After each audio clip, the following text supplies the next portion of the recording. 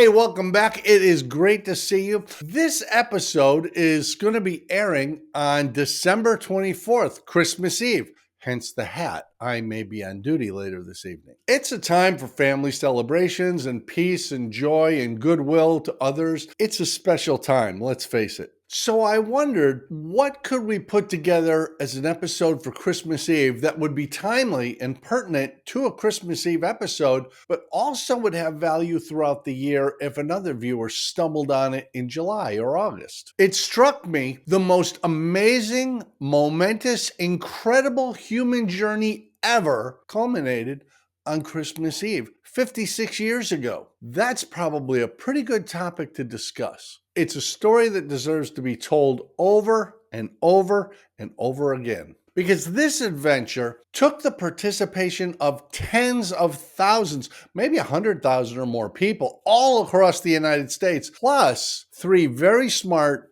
very brave, seriously dedicated pilots who launched off on the most incredible adventure any human being had ever been on, and they did it as a Christmas holiday. I'm talking about Apollo 8, the first manned mission to leave Earth orbit. You see, prior to Apollo 8, for all the excitement and success of the space program, and I mean the space program anybody had anywhere on the planet, they just were in low Earth orbit, or maybe mid-Earth orbit, but they just orbited the Earth. Some flights just went straight up and straight down again, like Alan Shepard and Gus Grissom in the first couple Mercury flights. Some lasted a few hours, some lasted up to 2 weeks, but all of them just involved launching and orbiting the Earth. Leaving Earth orbit, that's a whole other thing. All of these space flights, the short little hops that got us up into the edge of space, or the ones that lasted for 2 weeks circling the planet, they were all designed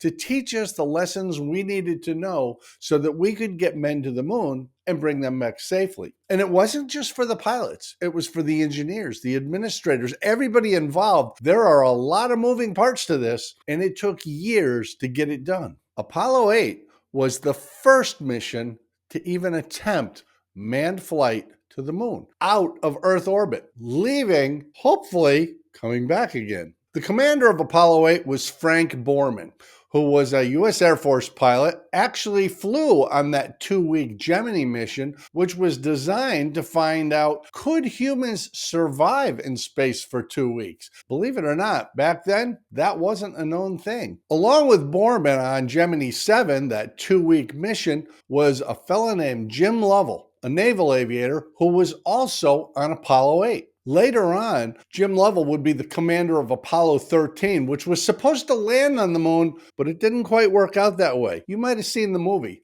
That's worth a whole other story, let me tell you. Astronaut rookie Bill Anders filled out the 3-man crew for Apollo 8.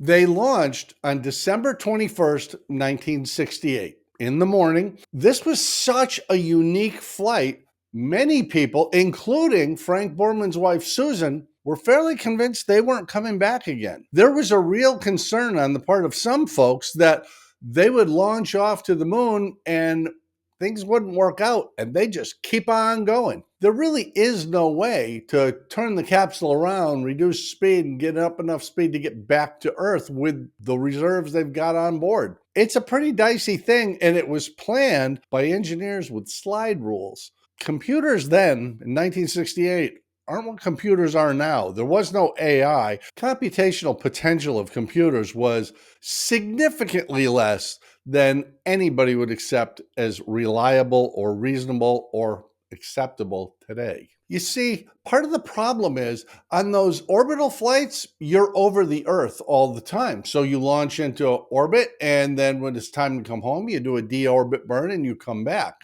But if you're going to go to the moon, the Earth is revolving, but it's also orbiting the sun. So you launch off towards the moon and come back a week later, and it takes about a week to get to the moon and back. The Earth isn't where it was a week ago. It's over there someplace.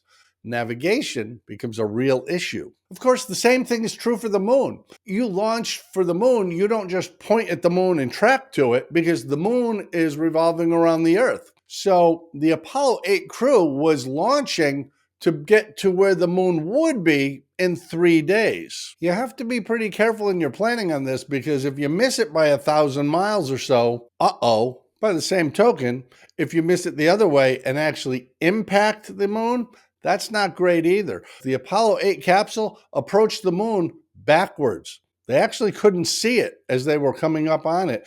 They didn't see the moon until they were already starting their orbit. Navigation in space is a little different and a little more complicated than it might appear to the average ground-bound pilot. We have advantages they just don't have. The compass we rely on so heavily here on Earth doesn't really work the same in space. And they didn't have GPS back in 1968, not that that would have helped them either. They don't have a VOR or an NDB. They need a completely different way to navigate in space where there is no up or down or east or west or north or south. The Apollo 8 crew did have a guidance computer that was used very heavily in their navigation to the moon and home again. They also had a backup system because you never know if a computerized system is going to break, especially when you're dealing with 1968 technology. You probably don't have a single thing built in 1968 at your house or in your car. Their backup was a space sextant. Yeah, a space sextant. A space sextant is an optical system that doesn't require any external power. It allows the astronauts to do star sightings and triangulate their position based on the celestial bodies they can see. Oddly enough, the Apollo crews were using as a backup navigation system pretty much the same system that sailors in wooden ships used hundreds of years before. Not exactly a confidence builder, but it does work. Remember, the sailors in wooden ships were going hundreds or thousands of miles. Apollo 8 was going 250,000 miles out and 250,000 miles back with no visual reference to the ground.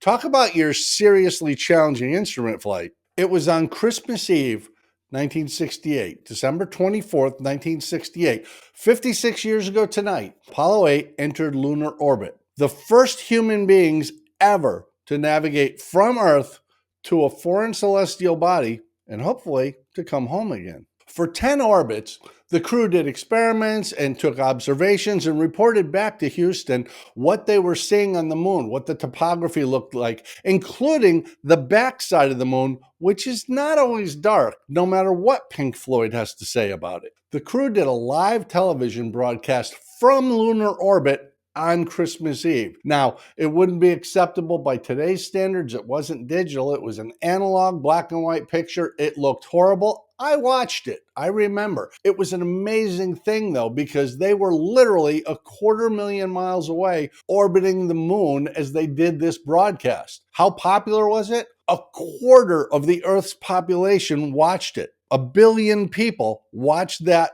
crappy black and white grainy broadcast. It was incredible. It had never happened before, and it hasn't happened in a long time. Now, the live broadcast was great, but there might be a part of that mission that was even greater. And it's a single still picture that Bill Anders took with a modified Hasselblad camera. It's called Earthrise, and it wasn't planned. Nobody had actually envisioned that as they orbited the moon, as they came around it, the Earth would appear to rise over the surface of the moon, just like the moon rises here on Earth. It was an amazing thing to see because the moon is just gray. It looks like a bag of cement. It doesn't have any color to it. But then the Earth rise, and it's bright blue. And there's land masses, and there's bright white clouds, and every single person alive in humanity, with the exception of Frank Borman, Bill Anders, and Jim Lovell, are in that picture.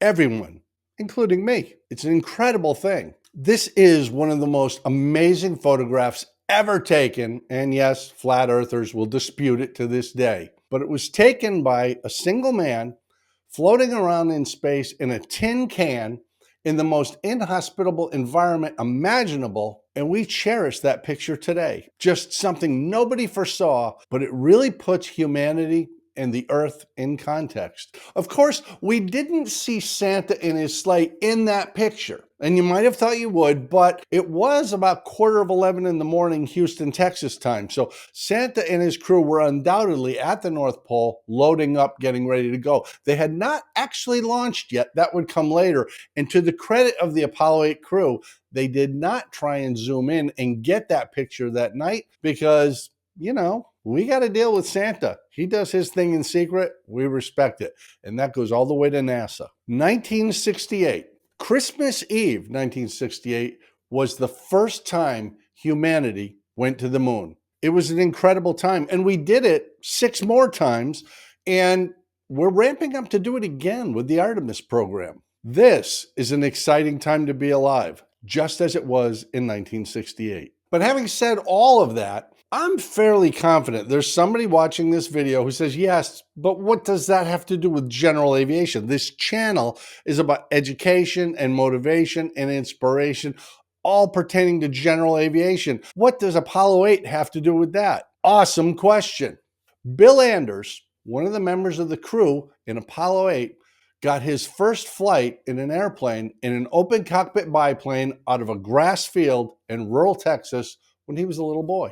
Colonel Frank Borman, who went on to be the president of Eastern Airlines and just a really remarkable guy, he soloed and got his private pilot certificate in a Taylorcraft, an airplane that is still commonly seen in hangars and on ramps across America today. One of the least expensive airplanes you can buy or operate. Every bit as good an airplane as it ever was, just bare bones flying, tube and fabric, and you can still fly it off a grass field. The guys who first went to the moon started in low horsepower airplanes. They went all the way to the moon. So who could say, maybe you or somebody you know who flies a small Cub or Champ or T-Craft today, maybe you're flying a Cirrus, we don't know. Whatever it is you're finding joy in, maybe that's going to lead you to a career that takes you into Earth orbit or back to the moon or maybe to Mars, because the first people on Mars are walking this planet today, and a whole bunch of them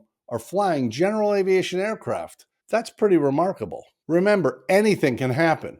It is Christmas Eve after all. Merry Christmas, y'all. We at MadPropsAero wish the best for you and your family. You take care of each other. Enjoy your evening. Enjoy tomorrow morning with the kids. And we'll see you back here next time at MadPropsAero.